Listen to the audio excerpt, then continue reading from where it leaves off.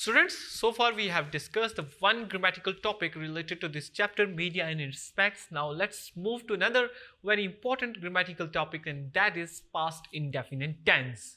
Student, before moving towards a particular topic, past indefinite tense, first of all you must know that what basically tense is.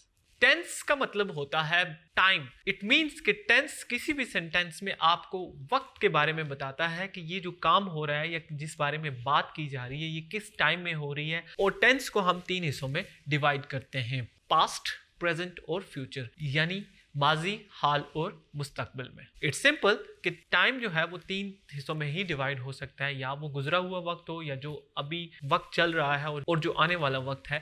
इन तीनों हिस्सों में हम time को divide कर सकते हैं. हमारा आज का topic students past indefinite tense है, या जिसको हम पास्ट सिंपल टेंस भी कहते हैं. Past indefinite tense also known as past simple tense and is used to indicate a finished or complete task that occurred, or we can say that happened at a specific point in time in the past. हम past indefinite tense को किसी भी काम के लिए जो कि माजी में हुआ होता है उसको हम रिफ्लेक्ट करने के लिए past indefinite tense यूज करते हैं. A specific time can be diverse and can cover a long period of time, but it cannot be undeterminable. It means कि हम अपने जो काम हो रहा है, जो पास्ट में हो चुका है या वो पास्ट में कहीं ना कहीं कंप्लीट हो चुका है, अब ये नहीं है कि जिस बारे में हम लोग बात कर रहे हैं वो अभी भी कंटिन्यू है. और पास्ट इंडेफिनिट्स की एक और ख़ास बात ये है कि हम उस काम को रिप्रेजेंट करने के लिए इस्तेमाल करते हैं जो पास्ट में रेगुलर बेसिस पे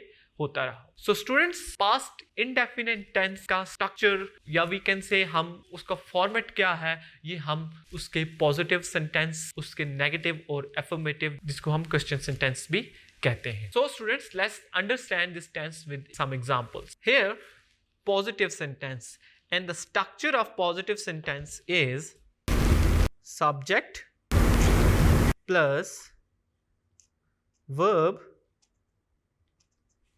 but verb की second form plus object plus full stop. So students, ये फॉर्मेटिंग है या ये स्ट्रक्चर है जिसके जरिए हम पास्ट इंडेफिनिट को फॉर्मेट कर सकते हैं कि सब्जेक्ट के साथ वर्ब की सेकंड फॉर्म और सेकंड फॉर्म के साथ जब हम ऑब्जेक्ट ऐड करते हैं तो अब हमारा पास्ट इंडेफिनिट टेंस बन सकता है. अब हम अपने पॉजिटिव सेंटेंस, एफर्मेटिव सेंटेंस या पॉजिटिव सेंटेंस की तरफ चलेंगे. Let's see an example. I, यहाँ पे पहली एग्जांपल देखें स्टूडेंट. अगर तो आई बॉट अ लैपटॉप, इस सेंटेंस में आई सब्जेक्ट हो गया, बॉट जो है वो सेकंड फॉर्म है बाय की. बाय को हम जब सेकंड फॉर्म में कन्वर्ट करते हैं तो ये वर्ब बॉट बन जाता है और वर्ब की सेकंड फॉर्म हमारे सब्जेक्ट के साथ आ गई. हमारे पास आ गया आर्टिकल और लैपटॉप हमारे पास आ गया ऑब्जेक्ट. अब इस सेंटेंस को हम दोबारा देखें स्टूडेंट्स, तो आई बॉट अ लैपटॉप, इसमें मैंने एक लैपटॉप खरीदा.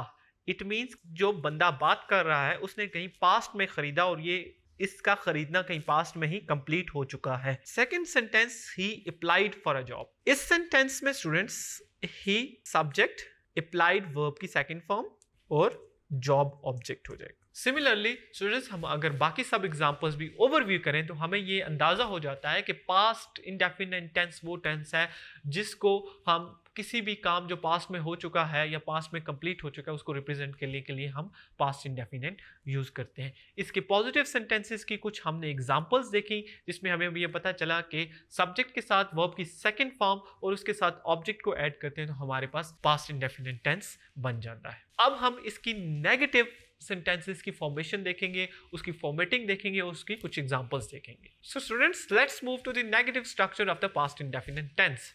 Subject plus did plus not plus verb first form plus object.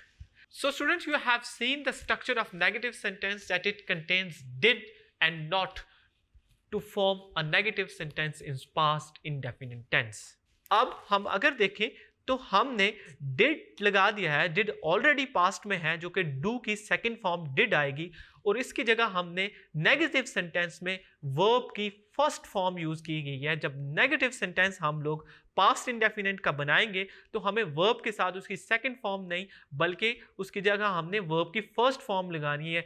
क्यों लगानी है? क्योंकि हमने ऑलरेडी डिड यूज कर दिया गया है जो कि ऑलरेडी सेकंड फॉर्म में है, जो कि डू की सेकंड फॉर्म है। So students, let's see some examples of negative sentence of past indefinite tense. She did not qualify her exam. इस सेंटेंस में स्टूडेंट्स अगर देखा जाए तो शी हमारा सब्जेक्ट है, डिड नॉट हमारे नेगेटिव सेंटेंस के हेल्पिंग वर्ब्स हैं, एंड क्वालिफाई हमारा वर्ब की फर्स्ट फॉर्म है, हर एग्जाम हमारे पास ऑब्जेक्ट है। तो हम सिंपली ये कह सकते हैं इस सेंटेंस को कि उसने अपना एग्जाम पास नहीं किया। इट मीन्स कि पास्ट में कहीं उसका एग्जाम हुआ और उसने अपना वो एग्जाम पास नहीं किया, अब वो उसका रिजल्ट आ चुका है और वो फेल हो चुकी है। Second sentence is here, he did not find any job. Same यहाँ पे सब्जेक्ट के साथ did not and find first form of the verb and object. He did not buy a car. He subject, did not negative helping verbs. Buy first form of the verb, a car is object here. Students, in all these examples you can easily find out that to formate a negative sentence of past indefinite tense, you just have to put down did not with first form of the verb in a sentence, and here is your negative sentence of past indefinite tense. I hope you understand it well.